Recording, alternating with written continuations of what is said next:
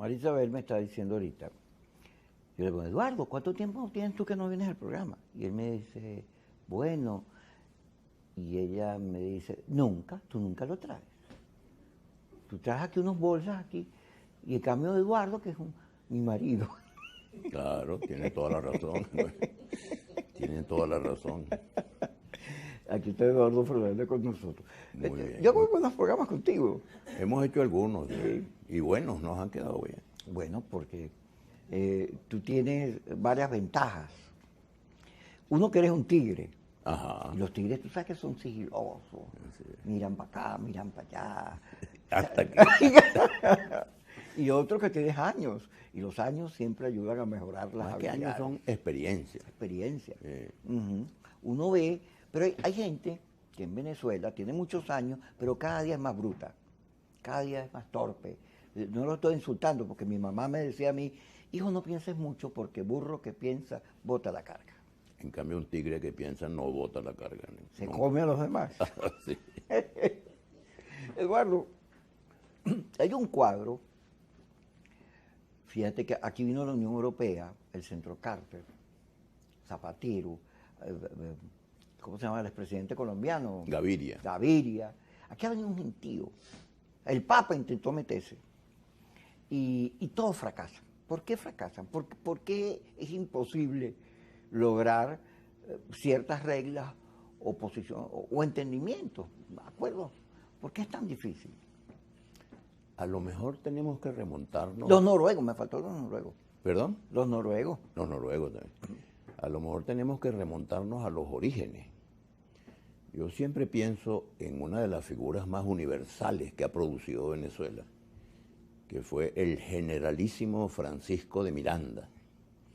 Era un hombre muy preparado, muy formado, y cuando declaran la independencia lo nombran comandante de las Fuerzas Armadas. Un general, Miranda era general del ejército revolucionario francés, y su nombre está en el Arco de Triunfo de París como uno de los héroes de la Revolución Francesa. Y Miranda empezó a dar órdenes y a tratar de organizar a los venezolanos.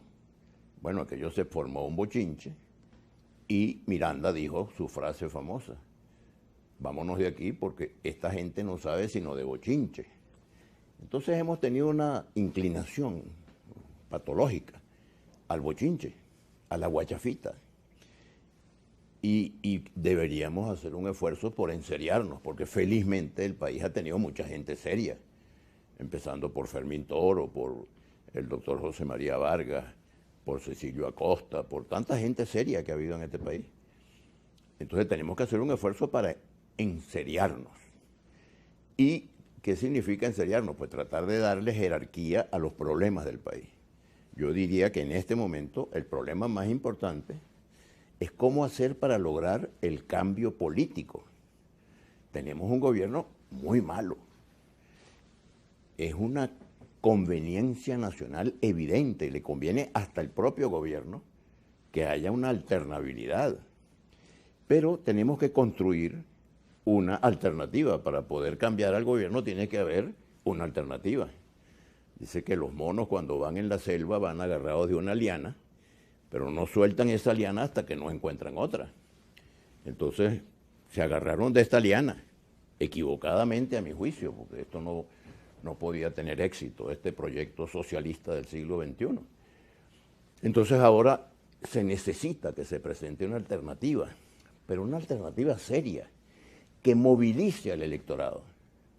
Porque las dos armas del gobierno para intentar perpetuarse en el gobierno son muy evidentes, están descubiertas. El gobierno estimula la abstención y el gobierno estimula la división de los pocos que van a votar. El año 2018 fue catastrófico, entre otras cosas, porque hasta los líderes de los partidos políticos aconsejaron la abstención, porque de esa manera desacreditaban o deslegitimizaban a Maduro. Bueno, eso me pareció a mí un disparate. Ahora felizmente parece que se está corrigiendo y entonces ahora quieren varias elecciones, una primaria y una secundaria y una terciaria.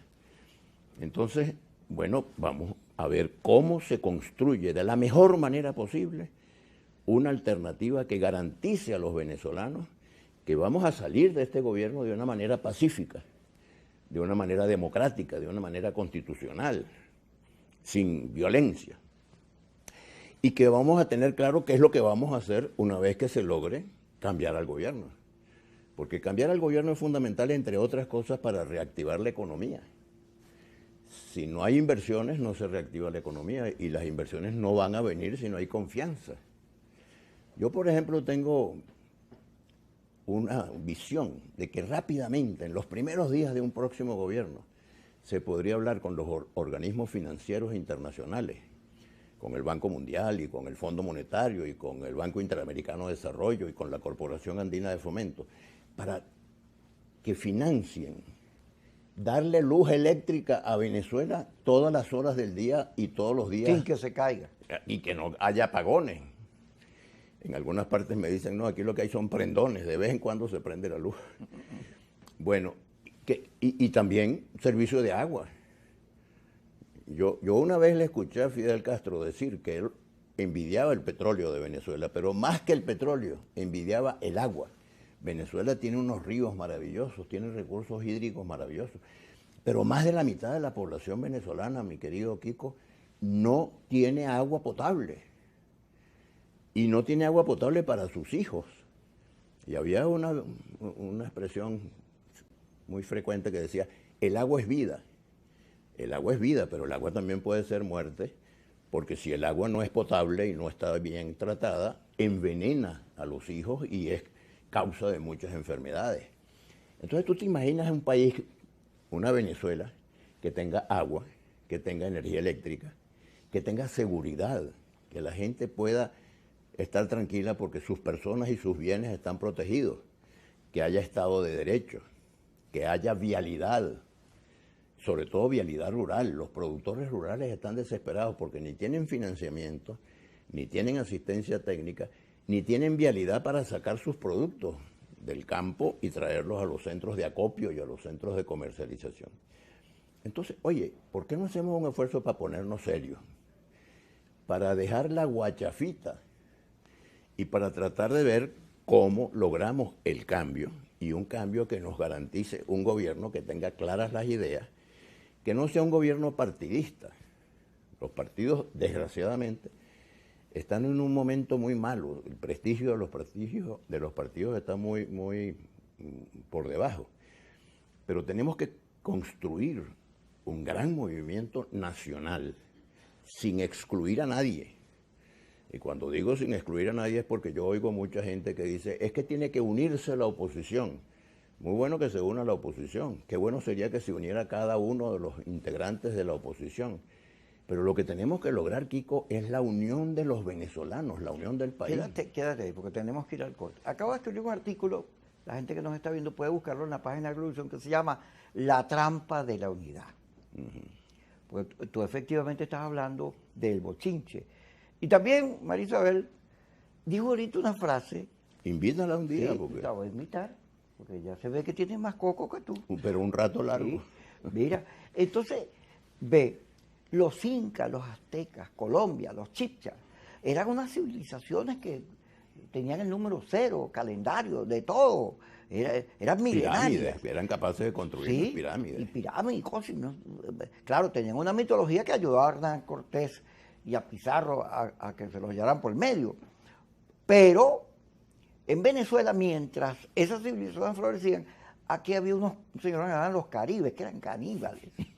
Pero luego, cuando vinieron los españoles, lo que llegó aquí fueron unas personas muy aventureros, pero eran presos allá en España, los montaron en la Pinta de Andalucía. Entonces, cuando vieron a las indias desnuditas, morenitas, se volvieron locos.